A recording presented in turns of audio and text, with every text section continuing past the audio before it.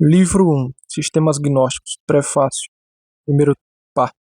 Alguns, ao rejeitar a verdade, apresentam discursos mentirosos e genealogias sem fim, as quais favorecem mais as discussões do que a construção do edifício de Deus que se realiza na fé, no dia do apóstolo.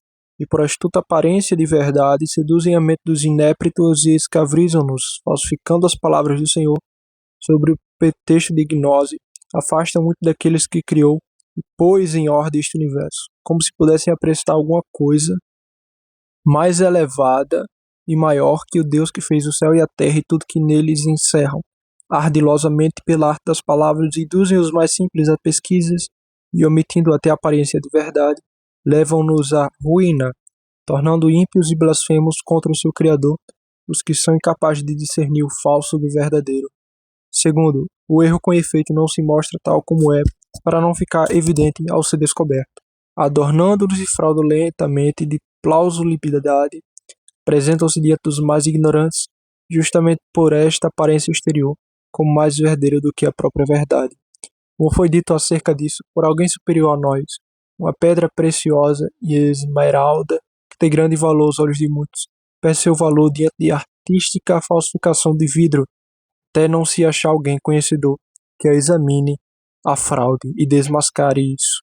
Quem poderá facilmente detectar a mistura de cobre e prata a não ser o espectro? Ora, nós não queremos que por nossa culpa alguns sejam raptados como ovelhas pelos lobos, enganados pelas peles de ovelha com que se camuflam. Esses de quem o Senhor nos ordenou nos guardar, esses que falam como nós, mas pensam diferentemente de nós. E Valentim, e também de ter lido os comentários do discípulo dele, depois de manifestar-se, meu caríssimo amigo, os prodigiosos e profundos mistérios que nem todos entendem, porque não renunciaram ao intelecto para que tu, informado acerca dessas doutrinas, as dê a conhecer aos que estão contigo e os leves a tomar cuidado diante do abismo de irracionalidade e de blasfêmia contra Deus. À medida de nossa capacidade, mostrar-nos-emos com poucas e claras palavras a doutrina dos que neste momento ensinam de maneira diferente da nossa, quero dizer, de Ptolomeu e dos que lhe estão à volta, cuja doutrina é como a flor da escola de Valentim. Com nossas medíocres possibilidades, forneceremos-nos os meios para refutá-las, mostrando que o que dizem é absurdo, inconsistente e oposto à verdade. Não acostumados a escrever, não tendo aprendido a arte de falar, mas solicitados pela caridade que nos urge a manifestar a ti e a todos que estão contigo os ensinamentos deles e foram conservados secretos, que agora pela graça de Deus se tornam manifestos, pois nada há encoberto que não venha a ser descoberto, nem oculto que não venha a ser conhecido. Sistema fundamental. Ponto A. Os pleromas e os elses que os compõem. 1.1. Eles dizem que existia nas alturas invisíveis e inarráveis um elno perfeito anterior a tudo que chamam protoprincípio, protopai e abismo, compreensível, invisível, eterno e ingenito que se manteve em profundo repouso e tranquilidade durante a infinidade de séculos. Ora, um dia este abismo teve o pensamento de emitir dele mesmo, no princípio de todas as coisas, e depositou-a como semente no seio de sua companheira, o silêncio. Ao receber esta semente, ela engravidou e gerou Nous, semelhante e igual ao que tem emitido, e que é o único capaz de entender a grandeza do Pai. Este Nous é também chamado unigênito Pai, princípio de todas as coisas. O unigênito, tendo aprendido o modo como foi gerado, procurou por sua vez Logos e Zoé, Pai de todos que viriam após ele, princípio e formação de todo pré-lora. Por sua vez, foram gerados pelo Logo e etc, etc. Este Neos, produzido para a glória do Pai, querendo, por sua vez, glorificar o Pai com algo de si mesmo, fizeram emissões em Cisia. E esta é a teoria errada deles a respeito dos 30 eões impronunciáveis e não conhecíveis. Segundo eles, este é o preloma invisível espiritual, com sua tríplice divisão em Ogdoada, Decada e etc. Também dizem que na parábola dos operários enviados a trabalhar na vinha se indicam com toda clareza esses 30 eões. De fato, alguns são enviados na primeira hora, outros na terceira. Pelo número de horas são indicados os eões, que são os grandes, os admiráveis, os mistérios escondidos que eles próprios frutificam, mostrando assim os mistérios, como também puderam adaptar e acomodar sua imaginação outras coisas ditas nas Escrituras. Refutação breve e irônica, 4.3. E então, tudo isso é grande espetáculo e fantasia daqueles que pomposamente, cada um à sua maneira, explicam de qual paixão e de qual elemento teve origem e substância. Assim consigo entender por que não querem ensinar estas coisas a todos, em público, mas somente aqueles que podem dar lautas gratificações para conhecer tão grandes mistérios. Não falam de modo semelhante aqueles de quem Nosso Senhor disse, de graça recebeste e de graça dai, mas são apresentados mistérios celestes, prodigiosos, profundos, que não daria tudo o que possui para aprender que os mares, as fontes, os rios e todas as substâncias úmidas se originaram das lágrimas da etimese do Éon, tomado pela paixão, à luz de seus sorrisos, os elementos corporais do mundo, do seu temor e inquietação. Quero eu também contribuir com alguma coisa para a sua frutificação, como de fato vejo que a água doce como as das fontes dos rios, das chuvas e outras, e que a do mar é salgada, devo pensar, que nem todas podem originar-se das suas lágrimas, porque as lágrimas são por natureza salgadas. Por isso, seguindo seus argumentos, deve-se supor que as fontes, os rios e todas as outras águas doces se originaram de seus suores, porque não se pode pensar que a mesma e idêntica natureza das lágrimas possa produzir ora água doce, ora salgada, e é muito mais provável que algumas venham de lágrimas e outras de suor. E como no mundo também há águas quentes e amargas, é necessário explicar de que modo, de qual membro elas saíram. Breve refutação. Vês, portanto, amigo caríssimo, as invenções a que opõe as mãos para se dizer a si mesmo, malverando ou pervertendo as escrituras e os esforços para dar consistência aos seus sofismas. Foi justamente por isso que transcrevi as suas próprias expressões para que possam julgar por ti mesmo a esperteza de seus artifícios e a malícia do erro. De mais nada, se João tivesse o propósito de indicar a ogdada do alto, respeitaria a ordem das emissões. Se, como dizem, a primeira tetrata é a mais vulnerável, a teria posto com os primeiros nomes e depois faria seguir a segunda, para indicar pela sequência dos nomes a ordem da ogdoada, e não mencionaria no final a primeira tetrada, depois de intervalo tão grande como se a tivesse esquecido e a seguisse lembrando, improvisando ela.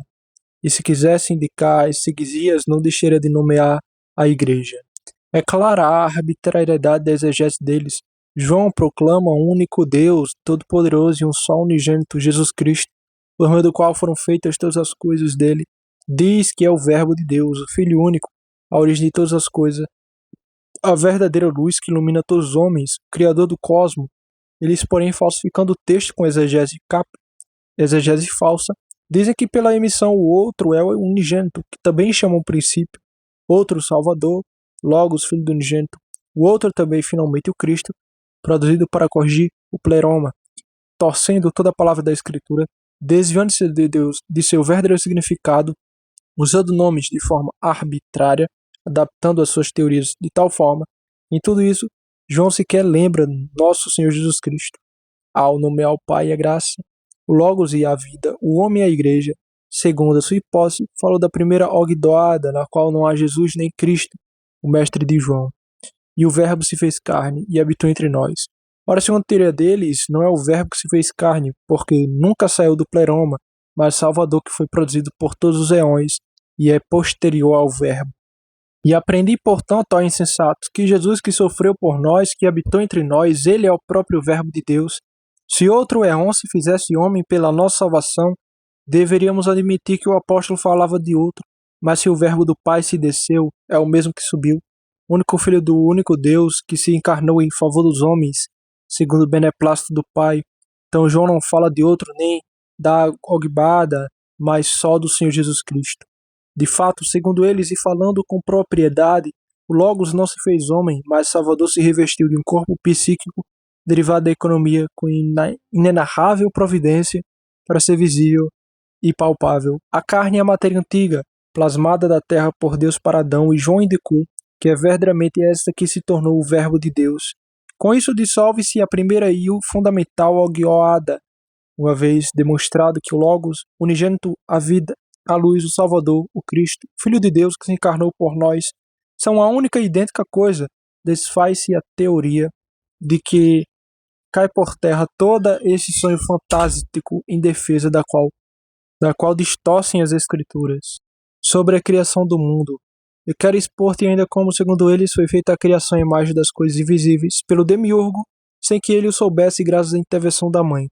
Em primeiro lugar, dizem foram produzidos os quatro elementos, fogo, água, terra e ar, a imagem da tetrata superior, as operações respectivas que lhe pertencem. Derivada dela enumeram as 10 potências, a saber, 7 corpos esféricos que chamam céus, depois em volta deles uma esfera que chama o oitavo céu, depois o sol e a lua. Estes corpos, que são 10, dizem que são imagem da década invisível emitida pelo Logos e Zoé. Os 12 signos dizem representam manifestadamente a duodecada, filho do homem da igreja, foram pintados como que por uma sombra, e o céu supremo, que com sua mole se opõe à rotação velocíssima do universo e com seu peso trava-lhe a velocidade. Faz com que o giro de um signo a outro se cumpra no intervalo de 30 anos.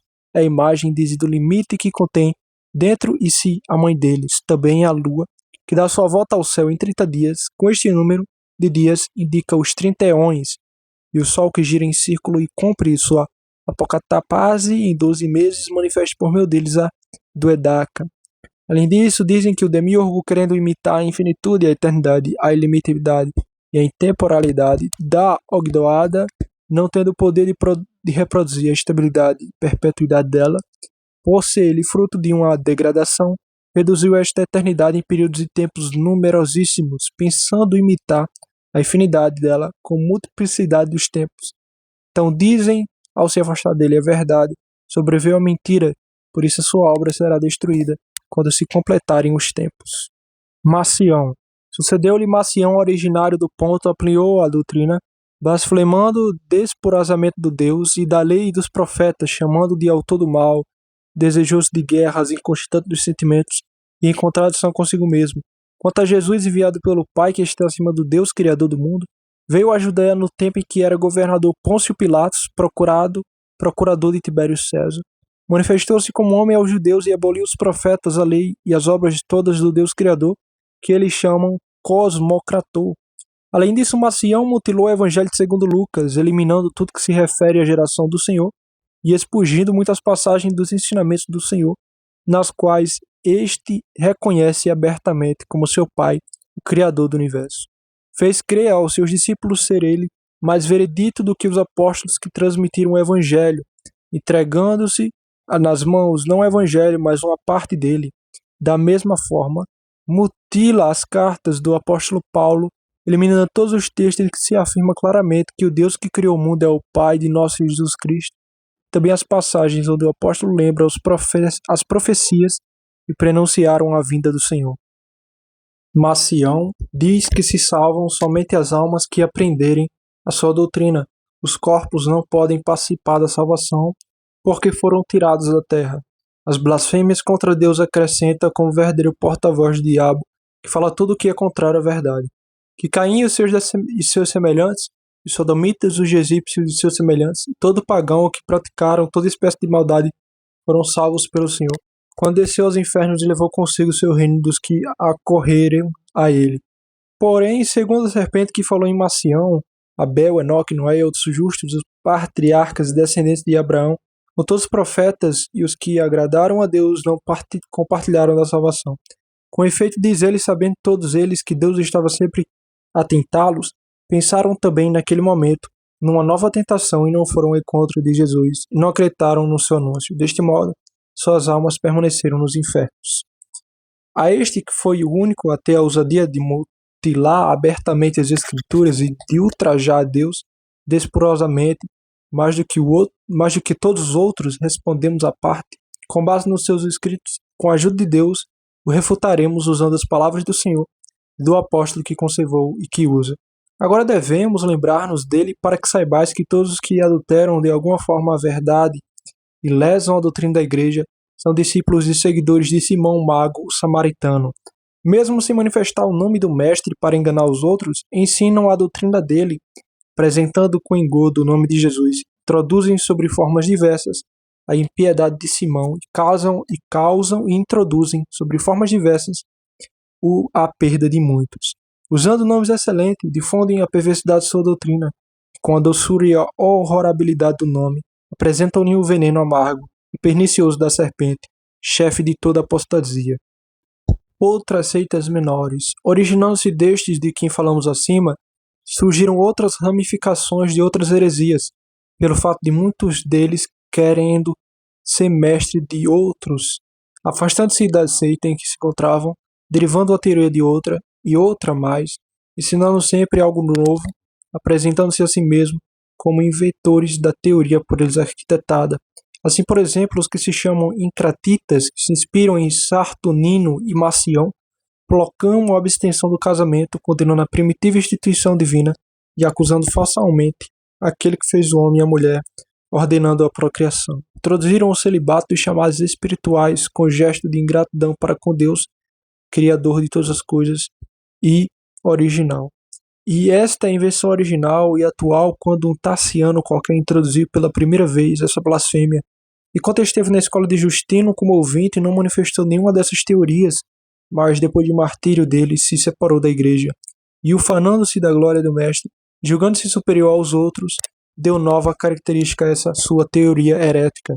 Como os discípulos de Valentim, conta a história dos éons invisíveis, como Marcião e Saturnino, tracha o casamento de corrupção e fornicação, e no que lhe é próprio, nega a salvação de Adão. Outros ainda, inspirando-se em Basiliades e Carpocrates, introduzem o amor livre, a poligamia e a indiferença no consumo das carnes oferecidas aos ídolos, dizendo que Deus não se importa nele nem um pouco com isso. E que mais? Não é possível estabelecer o número dos que, de uma forma ou de outra, se afastaram da verdade. Livro 2. Teorias gnósticas e sua refutação. E no primeiro livro, neste livro, trataremos conforme o tempo lhe permitir, somente do que é útil para nós e refutaremos os pontos mais importantes dos conjuntos de sua doutrina. Por isso, visto que se trata de descobrir e refutar sua teoria, intitulamos-nos assim esta obra, com o efeito é preciso, pela denúncia aberta de sua cisma, refutar suas heresias ocultas e destruir esse abismo trazendo provas de que nunca existiu nem existe. Primeiro, o único Deus, pleroma criador. É conveniente começar pelo primeiro e mais importante argumento. Isso é o Deus de Demiurgo, que fez céu e a terra e tudo que neles contém, que injuriando chamar fruto de degradação para demonstrar que nada há acima nem depois dele, que foi ele a criar todas as coisas, não movido por algo ou por ninguém, mas sua própria espontânea vontade, por ser o único Deus, o único Criador, Pai, único a conter tudo e dar existência a tudo. Como poderia haver acima dele outro pleroma ou princípio potência, ou outro Deus, se Deus, que é o pleroma universal, deve absolutamente conter todas as coisas, não ser contido por ninguém? Se existir alguma coisa fora dele, já não é pleroma de tudo, nem contém tudo, porque falta ele ou ao Deus, que está acima de tudo, ou que dizem estar fora dele. Deverá ter princípio, meio e fim em relação aos que lhe estão fora. Se há um fim nas coisas inferiores, deve haver um princípio nas superiores. E a fim de, ao mesmo tempo, deve acontecer necessariamente com as outras partes. E, assim, Marcião será criado, limitando e circuncidando externamente por outro princípio, que será necessariamente maior do que o dele, porque o continente é maior do que o conteúdo. E o mesmo argumento vale para os seguidores de Marcião. Os seus dois deuses serão contidos e circunscritos pelo imenso espaço que separa ambos. Desta forma, deve-se pensar em numerosos deuses separados entre si, por distâncias imensas, e um começaria onde outros acabam, e o motivo de que se servem para ensinar que acima do Criador do céu e da terra existe um pleroma, um Deus, este mesmo pode ser invocado por quem quiser afirmar que acima deste pleroma existe outro pleroma, e acima deste outro, mais outro e mais outro, e acima do abismo, mais outro. Procedendo assim ao infinito, será necessário pensar sempre em outro Deus, pleroma, e outros abismos, e procurar sem parar, sempre outros além dos precedentes. Então não se poderá dizer com certeza que as coisas segundo nós inferiores não sejam até superiores, e aqui eles julgam superiores não sejam inferiores. Nosso pensamento não teria estabilidade ou certeza, mas seria obrigado a perseguir mundos sem fim e deuses sem número. Se fosse assim, cada deus se deveria contentar com sua esfera de ação e não se meter indiscretamente nas dos outros. Do contrário, seria injusto e avarento e deixaria de ser o que Deus é. E cada criatura glorificaria o próprio Criador, contentando-se com ele, sem reconhecer outro. Do contrário, seria justamente condenado por todos os que apostata e severamente punido. É necessário admitir um só, que tudo contém e criou todas as coisas abaixo dele, como quis, ou muitos indeterminados deuses e criadores, começando um onde acaba. Assim, cada um deles era filho porque possuiria uma parte mínima em relação a todos os outros, e nenhum poderia ser chamado onipotente, e esta concepção levaria inelutavelmente à impiedade. Com efeito, pertence à soberana independência de Deus não precisar de nenhum instrumento para criar as coisas. O seu verbo é idôneo e suficiente para criar todas as coisas. Como diz João, o discípulo do Senhor, todas as coisas foram feitas por meio dele e nada que foi feito sem ele se fez. Em todas as coisas está compreendido também este mundo que foi feito pelo verbo de Deus, como atesta o livro do Gênesis. Da mesma forma diz Davi, porque ele falou e foram feitos, ele mandou e foram criados. Em quem havemos de acreditar mais a respeito da criação do mundo?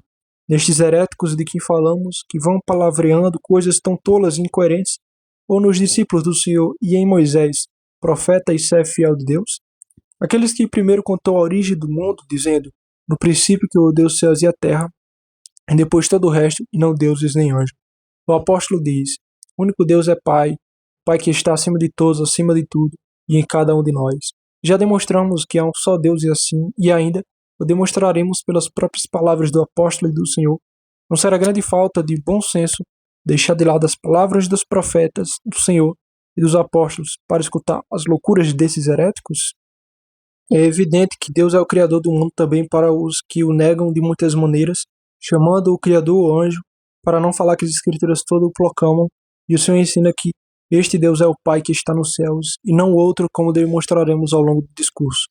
Por enquanto, basta mencionar o testemunho dos que contradizem, que concorda com o conselho de todos os homens, a começar pelos antigos, que receberam do primeiro homem a tradição, guardaram-na e cantaram hinos ao Deus único, Criador do céu e da terra, e em seguida pelos outros que vieram depois dele, os quais os profetas de Deus relembram continuamente esta verdade, pelos pagãos que a aprenderam da própria criação.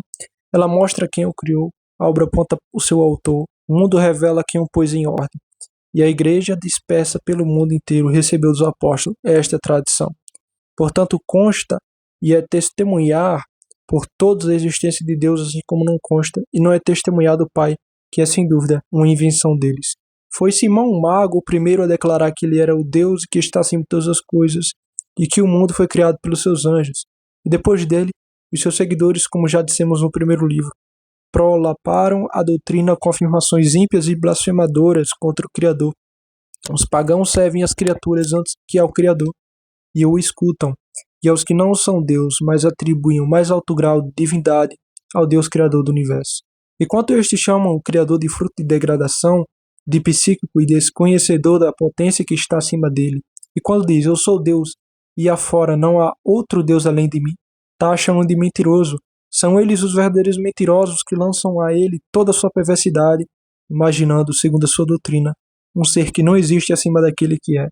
Eles também são blasfemadores do Deus que é, os inventores de um Deus que não é, para sua própria condenação.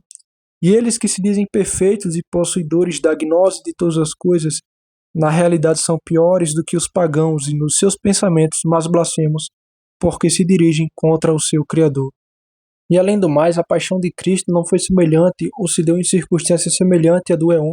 O Éon sofreu uma paixão de dissolução e de destruição, ao ponto de quem sofria assim, correu o perigo de corromper-se, enquanto nosso Senhor Cristo sofreu paixão firme e sem sedimentos, e que longe de correr o risco de corromper-se, fortaleceu e reconduziu o homem corrompido à incorruptibilidade. O Éon sofreu a paixão procurando o Pai sem consegui-lo encontrá-lo. O Senhor sofreu para levar ao conhecimento e à proximidade do Pai os que tinham se afastado. Para o Éon, a procura da grandeza do Pai se tornou paixão de perdição. Para nós, a paixão do Senhor, trazendo-nos o conhecimento do Pai, foi fonte de salvação. A paixão do Éon produziu um fruto feminino, como dizem, fraco, sem forma e incapaz de agir. A paixão do Senhor frutificou em força e poder. De fato, o Senhor, tendo subido às alturas pela paixão, levou cativo o cativeiro dos dons aos homens, e concedeu aos que crescem nele o poder de pisar em serpentes e escorpiões e toda a potestade do inimigo, isto é, o iniciador da apostasia.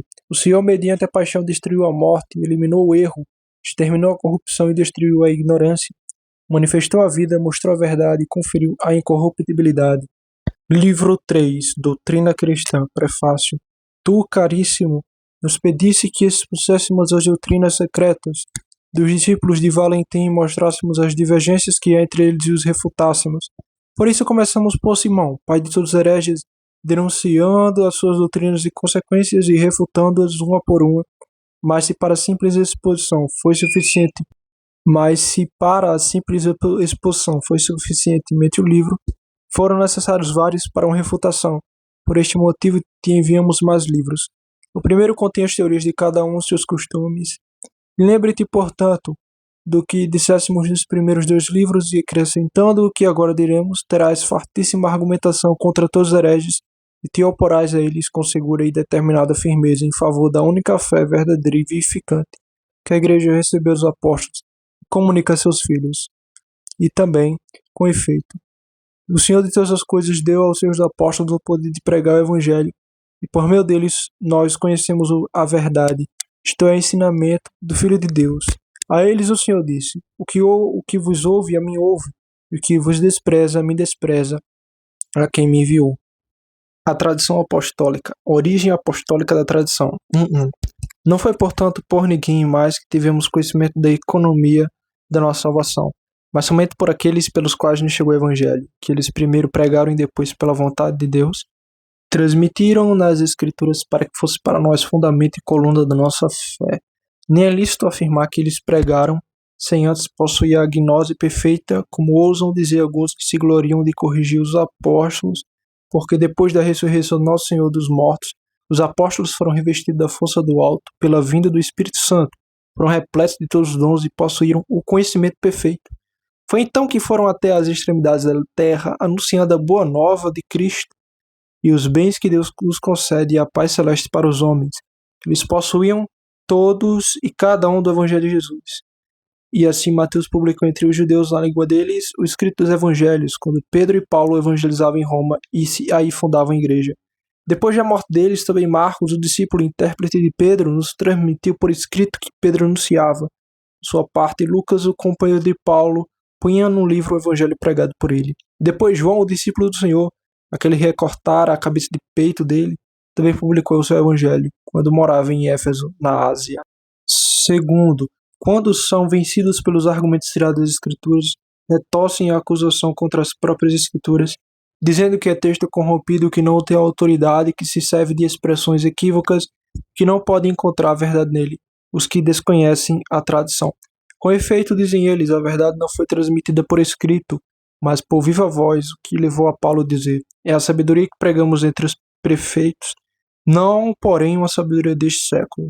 Cada um deles diz que esta é a sabedoria que ele descobriu, ou melhor, inventou, e assim se torna normal que a verdade se encontre ora em Valentim, ora em Marcião, ora em Cerinto, e depois em Basileades, ou em algum outro continente, sem nunca ter podido afirmar nada acerca da salvação. Cada um deles está tão pervertido que, falsificando a regra da verdade, não cora de vergonha ao pregar a si mesmo. E quando por nossa vez os levamos à tradição que vem dos apóstolos e que é conservada nas várias igrejas pela sucessão dos presbíteros, então se opõe à tradição, dizendo que sendo eles mais sábios do que os presbíteros, não somente, mas até dos apóstolos, foram os únicos capazes de encontrar a pura verdade. Com efeito, os apóstolos teriam introduzido, junto com as palavras do Salvador, as prescrições da lei, e não somente os apóstolos, mas até o próprio Senhor, teriam pronunciado palavras provindas, ora do demiurgo, ora do intermediário, ora da potência suprema, e quanto a eles, conheceriam um mistério escondido, sem a mínima dúvida, sem contaminação e confusão. Ora, esta é a maneira mais desenvergonhada de blasfemar contra o seu Criador. Acontece com isso que já não concordam nem com as Escrituras, nem com a tradição. Nossa batalha, caríssimo, é contra estes que escorregadios como serpentes tentam se esgueirar de todos os lados. Por isso, de todos os lados, lhe devemos resistir, na esperança de poder trazer de volta a verdade a alguns deles, refutados e confundidos. De fato, se é difícil que uma alma tomada pelo erro mude de opinião, contudo não é completamente impossível que possa evitar o erro quando lhe se apresenta a verdade. Os bem-aventurados apóstolos que fundaram e edificaram a igreja transmitiram o governo episcopal a Lino, o Lino que Paulo lembra na carta a Timóteo. Lino teve como sucessor Anacleto. Depois dele, em terceiro lugar, depois dos apóstolos, coube a episcopada Clemente, e que viram os próprios apóstolos e estiveram em relação com eles, que ainda aguardava viver em seus ouvidos a pregação deles e diante dos olhos da tradição. E não era o único, porque nos seus dias viviam ainda muitos que foram instruídos pelos apóstolos. No pontificado de Clemente surgiram divergências graves entre os irmãos de Coríntio. Então a igreja de Roma enviou aos coríntios uma carta importantíssima para reuni-los na paz, reavivar-lhes a fé e reconfirmar a tradição que há pouco tempo tinha recebido dos apóstolos. Isto é, a fé no único Deus Todo-Poderoso, que fez céus e a terra, plasmou o homem, provocou o dilúvio, chamou Abraão, fez sair o povo do Egito, conversou com Moisés, deu a economia da lei, ou enviou os profetas, preparou o fogo para o diabo e seus anjos. Todos os que o quiserem podem aprender desta carta que este Deus é anunciado pelas igrejas como o Pai de nosso Senhor Jesus Cristo, e conhecer a tradição apostólica da igreja, porque é mais antiga do que os que agora pregam erradamente outro Deus superior a do Demiurgo e Criador de tudo que existe. Por outro lado, o próprio João eliminou de nós toda divergência, dizendo: Ele estava no mundo e o mundo foi feito por meio dele, mas o mundo não o conheceu. Veio para o que era os seus não receberam. Porém, segundo Marcião e seus semelhantes, nem o mundo foi feito por meio dele, nem ele veio entre os seus, mas entre estrangeiros. Segundo alguns gnósticos, este mundo foi feito pelos anjos e não por meio do verbo. Segundo os valentinianos, foi feito não por meio do verbo, e sim pelo demiurgo. Com efeito, o verbo fazia que as coisas fossem semelhantes às do mundo superior, como eles dizem, e o demiurgo cumpria a obra da criação. Dizem que ele foi emitido pela mãe como senhor e demiurgo da economia da criação. Este mundo foi feito por ele, mas o Evangelho diz expressamente que todas as coisas foram feitas pelo Verbo que no princípio estava com Deus, e este Verbo se fez carne e habitou entre nós. Segundo os hereges, porém, o Verbo não se fez carne, nem o Cristo, nem o Salvador de todos, e sustentam até que o Verbo e o Cristo não vieram a este mundo, que o Salvador não se encarnou e padeceu, mas que desceu na forma de pomba sobre o Jesus da economia, depois de ter anunciado o Pai incognoscível, voltou para a pleroma. Para alguns que se encarnou e padeceu foi o Jesus da economia, depois de ter passado por Maria, como água por um tubo. Foi filho de Demiurgo. Jesus nasceu de José e de Maria.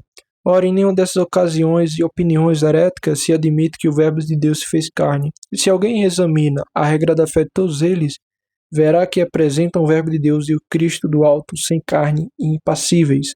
Alguns pensam que se manifestou na forma de homem, mas não admitem que tenham nascido e se tenham encarnado. Outros não concedem sequer a forma de homem e dizem que desceu da forma de pomba sobre Jesus que nasceu de Maria. Todos eles são declarados testemunhas falsas pelo discípulo do Senhor que diz: O Verbo se fez carne e habitou entre nós. E para que não procuremos de qual Deus o Verbo se fez carne, ele mesmo nos ensina dizendo: Houve um homem enviado por Deus, seu nome era João. Este veio como testemunha para dar testemunho da luz. Ele não era luz, mas veio para dar testemunho da luz. Todos hereges que afirmam que o demiurgo ignora a potência que está acima dele, de quem João é testemunha e indicador. É por este motivo que o Senhor disse que o tinha em conta de alguém maior do que o profeta, porque os outros profetas anunciaram a vinda da luz do Pai e desejavam ser dignos de ver aquele que prenunciavam. João o prenunciou com os outros, porém ouviu quando ele veio, indicou e levou muitos a crerem nele, tornando-se ao mesmo tempo profeta e apóstolo. Ora, é isso que quer dizer mais do que profeta, porque primeiro há os apóstolos e depois os profetas, e os mesmos são enviados por um só e idêntico Deus. Erro dos hereges. Há alguns que dizem que Jesus foi o receptáculo do Cristo. Nele, Cristo teria descido do alto sobre Jesus em forma de pomba e depois de ter revelado o Pai inexprimível, teria reentrado de forma incompreensível e invisível. Tudo isso teria ficado ignorado não somente pelos homens, mas também pelas potências e virtudes que estão no céu. Jesus é o Filho, Cristo é o Pai e o Pai de Cristo é Deus. Outros dizem que Cristo sofreu somente na aparência, sendo impassível por natureza. Os valentinianos, por sua vez, ensinam que o Jesus da economia é aquele que passou por Maria. Sobre ele desceu o Salvador do alto, também chamado Cristo, porque ele traz o nome de todos que o emitiram.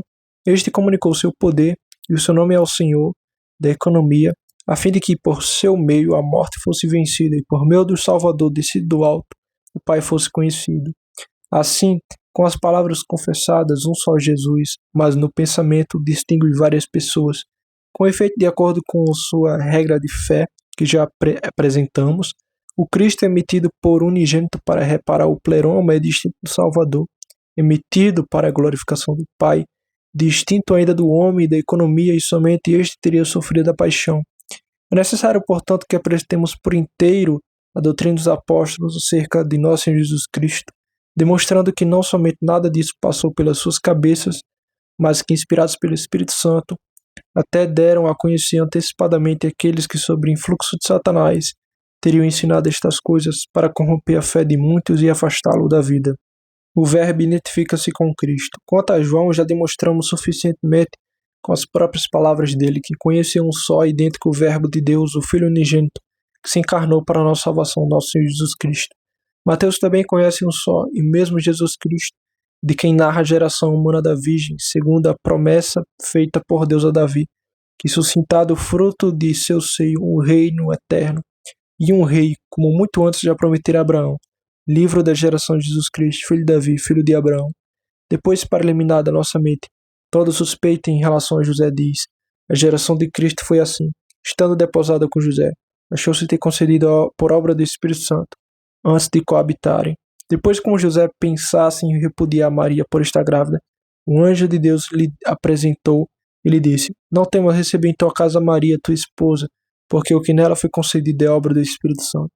Com isso, afirma claramente que se realizou a promessa feita aos pais do nascimento do Filho de Deus da Virgem, que justamente este é o Cristo Salvador, anunciado pelos profetas, sem distinguir como os hereges Jesus nascido de Maria e um Cristo descido do alto.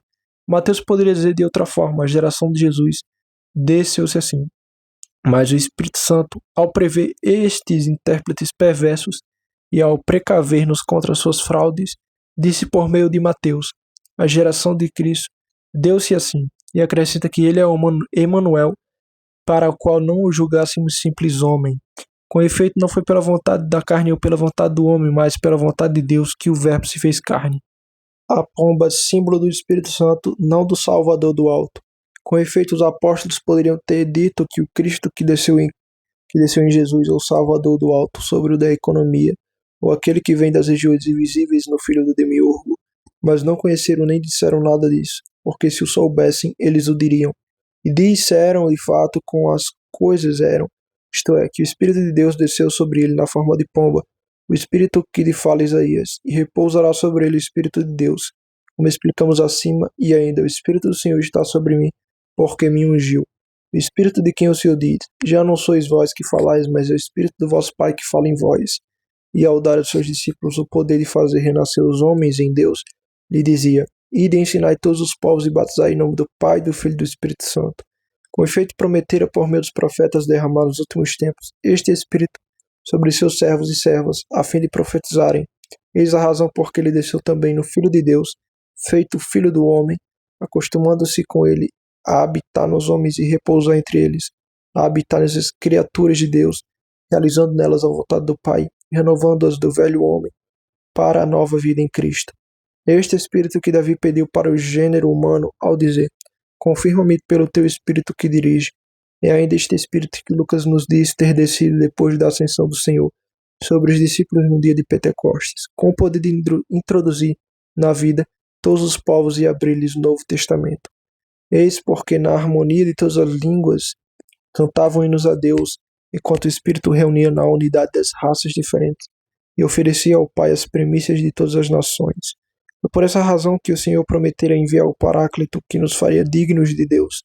Assim como a farinha seca não pode sem água tornar-se uma só massa, nem um só pão, também nós não poderíamos tornar um só em Cristo, sem a água que vem do céu. E assim como a terra seca não pode frutificar sem receber água, também nós que éramos antes lenho seco, jamais daríamos frutos de vida sem a chuva generosa enviada do alto. Com efeito, nossos corpos receberam pelo banho do batismo a unidade que os torna incorruptíveis, e as nossas almas, por sua vez, a receberam pelo Espírito. Por isso, ambos são necessários, porque ambos levam a vida de Deus. Nosso Senhor indicou na misericórdia que mostrou a samaritana infiel, que não se manteve unida a um só homem e fornicou em diversas núpcias, prometendo-lhe uma água viva, pela qual não teria mais sede, nem precisaria mais de água obtida com fadiga, porque teria em si uma bebida a jorrar para a vida eterna. Essa mesma bebida que o Senhor recebeu como o dom do Pai, e que, por sua vez, doou a todos os que têm parte nele, enviando o Espírito Santo a toda a terra. Sendo impossível ao homem vencido e decaído pela desobediência reformar-se e conquistar a palma da vitória, por outro lado, por estar em poder do pecado, obter a salvação. O Filho, o Verbo de Deus, operou ambas as coisas. Ele, que era o Verbo de Deus, desceu de junto do Pai, encarnou-se e rebaixou-se até a morte, e assim atuou perfeitamente a economia da nossa salvação.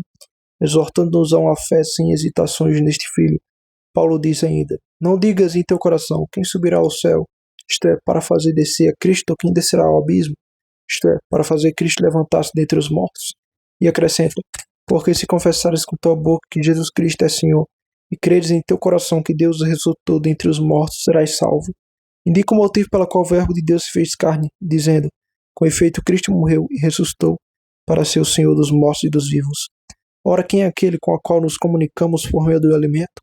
Será o Cristo do alto, imaginado por esta gente, que se teria entendido e se estendido até o limite, informando a mãe deles, ou não será antes o Emanuel, nascido da Virgem, que comeu a manteiga e mel, de quem o profeta disse: é homem, e quem o conhecerá? Este mesmo Cristo que foi anunciado por Paulo quando diz: transmiti-vos em primeiro lugar que o Cristo morreu por nossos pecados segundo a Escritura, foi sepultado e ressuscitou ao terceiro dia segundo as Escrituras. Está claro que Paulo não conheceu outro Cristo, executando-a unicamente este que nasceu, que chama de homem, que padeceu, foi sepultado e ressuscitou. De fato, depois de ter dito: ora, se esse prega que Cristo ressuscitou dos mortos, acrescenta: visto que a morte veio por um homem, também por um homem vem a ressurreição dos mortos. E onde quer que fale da paixão de Nosso Senhor, da sua humanidade e sua morte, usa o nome de Cristo. Assim, por exemplo, é citado: não queiras por causa da tua comida causar a perda daquele por quem o Cristo morreu. E ainda: agora em Cristo vós que uma vez estáveis longe, vos aproximaste no sangue de Jesus. Paulo mostra com esses textos que nunca um Cristo impassível desceu em Jesus, mas que Jesus, sendo o Cristo, sofreu por nós, adormeceu, ressuscitou, desceu e subiu. Ele, Filho de Deus, feito Filho do homem, como indica o seu próprio nome. O nome de Cristo, com efeito, indica alguém que ungiu, aquele que foi ungido e a própria unção. Quem ungiu é o Pai, quem foi ungido é o Filho, que foi no Espírito, que é a unção. Como diz o Verbo pela boca de Isaías: o Espírito de Deus está sobre mim porque me ungiu, indicando ao mesmo tempo o Pai que ungiu, o Filho que foi ungido e a unção que é o Espírito. E aqueles, portanto, que dizem que se manifestou só aparentemente, que não nasceu na carne nem foi verdadeiro homem, estão ainda debaixo da antiga condenação, concedendo direitos ao pecado, porque, segundo eles, ainda não foi vencida a morte, que reinou desde Adão até Moisés, sequer nos que não tinham pecado por uma semelhança com a transgressão de Adão. A lei que veio por meio de Moisés revelar o pecado como pecado, tirar-lhe o império, apresentando-o não como rei, e sim como ladrão e homicida, ao mesmo tempo oprimiu o homem que trazia em si o pecado, apresentando como digno de morte. Mas a lei, mesmo sendo espiritual, manifestou somente o pecado, porém não o suprimiu, porque o pecado não dominava sobre o espírito, mas sobre o homem. Era preciso, portanto, que o que estava para eliminar o pecado e resgatar o homem, digno de morte, se tornasse exatamente o que era este homem reduzido à escravidão pelo pecado e mantido debaixo do poder da morte, para que o pecado fosse morto por um homem e assim o homem saísse da morte. Como pela desobediência de um só homem, que foi o primeiro modelado da terra virgem, muitos foram constituídos pecadores e perderam a vida. Portanto, o Verbo de Deus se fez carne, como diz Moisés: a obra de Deus é veraz. Ora, se ele não tivesse realmente assumido a carne, mas somente a aparência, a sua obra não seria veraz e eficaz. Mas apareceu o que era na realidade: o Deus que recapitulava em si a modelagem antiga, o homem, para destruir o pecado, abolir a morte e vivificar o homem. Por isso a sua obra é veraz. A economia divina, magnanimidade do desígnio. Deus, portanto, usou de longanimidade diante da apostasia do homem, prevendo a vitória que lhe haveria de dar pelo Verbo, constituindo-se a força na fraqueza, revelava-se então a benignidade de Deus e seu esplêndido poder, como permitiu que Jonas fosse engolido pelo monstro marinho, não para desaparecer e perecer totalmente, e sim para que, vomitando, fosse mais dócil a Deus e glorificasse mais aquele que lhe dava a salvação de maneira inesperada, para que levasse os ninivitas ao firme arrependimento e à conversão ao Senhor, que os livraria da morte, atemorizando-os com o sinal que se cumpria em Jonas. A Escritura, falando deles, diz assim: E todos voltaram atrás da sua vida má e da iniquidade de suas mãos, dizendo: Quem sabe se Deus se arrependerá, desviará de nós a sua cólera, e assim não pereceremos? Assim, desde o princípio, Deus permitiu que o homem fosse engolido pelo grande monstro, autor da transgressão, não para que desaparecesse e perecesse totalmente, e sim a fim de preparar o desígnio da salvação, significada por Jonas, operada pelo Verbo, para que os que, como Jonas, pensam e confessam a respeito do Senhor, tenham também: sou servo do Senhor e venero o Senhor, Deus do céu, que fez o mar e a terra firme. Assim Deus quis que o homem, ao obter dele a salvação de maneira inesperada, ressuscite dentre os mortos, glorifique a Deus e diga justamente com Jonas: Eu gritei ao Senhor meu Deus na minha tribulação, e me escutou no seio do inferno. E quer que o homem permaneça firme na glorificação de Deus e que o agradeça sem parar pela salvação que dele recebeu, de forma que nenhum homem se glorie diante do Senhor e não aceite nenhum sentimento contrário em relação a Deus, como seria a consideração natural da incorruptibilidade que receberá, e que não abandone a verdade por causa da presunção. E este orgulho, tornando-o ingrato para com seu Criador, faça com que impeça de ver o amor que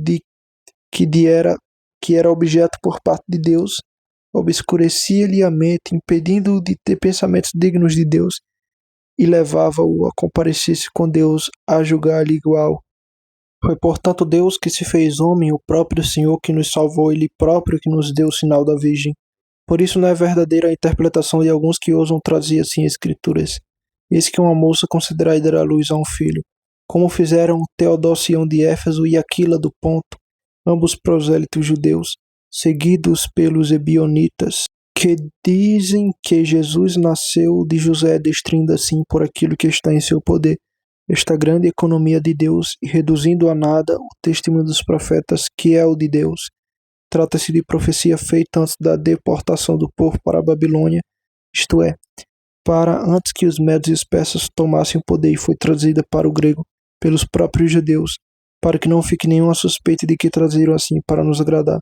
Com efeito, se tivesse sabido da nossa existência e que nos serviríamos de testemunho das Escrituras, não teriam hesitado em queimar com suas próprias mãos as suas Escrituras, que declaram abertamente que todas as outras nações participariam da vida, ao passo que os que gloriam de pertencer à casa de Jacó e a de seu povo de Israel seriam desertados da graça de Deus.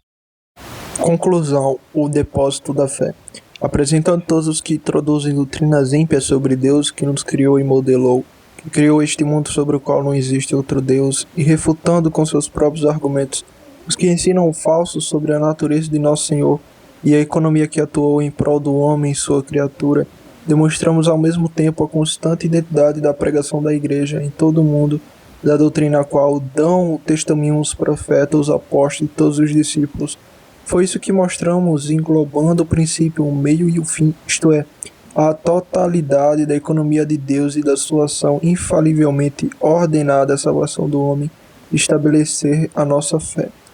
E nós guardamos fielmente e com cuidado pela ação do Espírito de Deus esta fé que recebemos da Igreja com o depósito de grande valor em vaso precioso, que se renova o próprio vaso que a contém. Este dom de Deus foi confiado à Igreja como um sopro de vida inspirado na obra modelada, para que sejam vivificados todos os membros que o recebem. É nela também que foi depositada a comunhão com Cristo, isto é, o Espírito Santo, penhor de incorrupção, confirmação de nossa fé, e a escada para subir a Deus. Com efeito, Deus estabeleceu apóstolos, profetas e doutores na Igreja, e todas as outras obras do Espírito das quais não participam. Todos os que não ocorrem à Igreja privam-se a si mesmo da vida por causa de suas falsas doutrinas e péssima conduta. Onde está a Igreja, aí está o Espírito de Deus, e onde está o Espírito de Deus, aí está a Igreja e toda a graça, e o Espírito é a verdade. Por isso, aos que se afastam dele não se alimentam para a vida aos seios da mãe, não recebem nada da fonte puríssima que procede do corpo de Cristo, mas cavam para si buracos na terra com cisternas fendidas e bebem a água podre de lamaçal. Fogem da igreja por medo de serem desmascarados e rejeitam o Espírito para não serem instruídos. Deus, porém, cuida de todas as coisas e por isso dá conselhos e dando conselhos está presente aos que cuidam da própria conduta. É portanto necessário que as coisas beneficiadas e governadas conheçam quem as dirige, pelo menos as que não são irracionais nem frívolas, e se apercebam delas providência de Deus. Por isso alguns pagãos que menos serviram aos prazeres ilícitos e não se deixaram levar por tantas superstições idólatras, por pouco que fossem sensíveis à sua providência, chegaram a reconhecer que o Criador deste universo é o Pai que cuida de todas as coisas e administra o mundo. Além disso, para negar ao Pai o poder de repreender e de julgar, pensando não ser isso digno de Deus e convencidos de ter encontrado um Deus sem cólera e bom, distinguem um Deus que julga e um Deus que salva, sem perceber que assim privam os dois de inteligência e de justiça. Com efeito, se o Deus que julga não é ao mesmo tempo bom para perdoar os que devem perdoar e repreender os que merecem, não pode ser tido por juiz justo e sábio, mas se for somente bom e não discerne as pessoas que quer agraciar com sua bondade, está alienado da justiça e da bondade, e a sua própria bondade se mostrará impotente, por não salvar todos os homens, visto que se exerce sem julgamento. Mas se é um, portanto, que divide dois deuses, um bom e o outro como juiz, nega a ambos a divindade. Se o Deus juiz não é bom, não pode ser Deus porque lhe falta a bondade. E se o Deus bom não é juiz, terá a mesma sorte do primeiro e não poderá ser reconhecido por Deus. E como podem chamar sábio o Pai de todas as coisas se não lhe atribuem também o poder de julgar? Se é sábio, distingue e não distingue, supõe o juízo e o juízo a justiça para agir justamente. A justiça provoca o juiz que, feito com justiça, se liga à sabedoria. O Pai supera em sabedoria toda a sabedoria humana e angélica, porque é o Senhor e juiz superior a todos, mas é também misericordioso, bom e paciente, e salva os que convém, de forma que não lhe falta bondade por causa da justiça, nem sua sabedoria diminuída, pelo fato de salvar os que devem ser salvos e condenar quem justamente deve ser condenado. E a própria condenação não é cruel, porque procedida e prevenida pela bondade.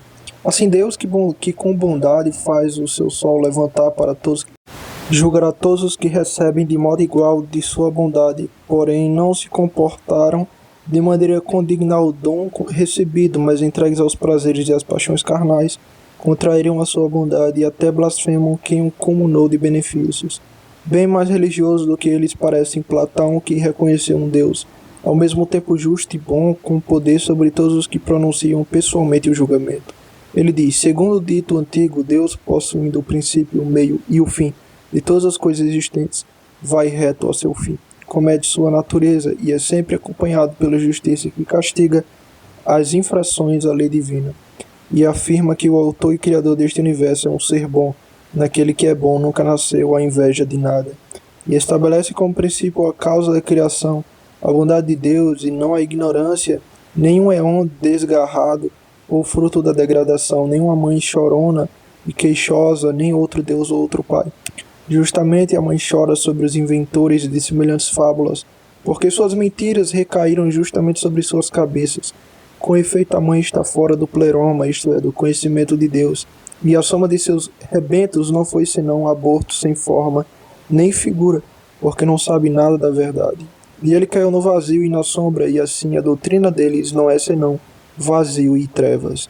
O limite não permitiu a ela entrar no pleroma, e o espírito não recebeu a eles no refrigério, porque o pai deles, ao gerar ignorância, produziu nele paixões de morte.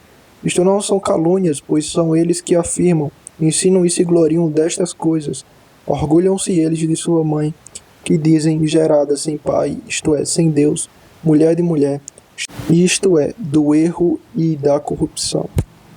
Quanto a nós, rezamos para que permaneçam na fossa que cavaram para si mesmos, se separem de tal mãe, saiam do abismo, se afastem do vazio, abandonem as trevas, sejam gerados como filhos legítimos, convertidos e adrentados à Igreja de Deus.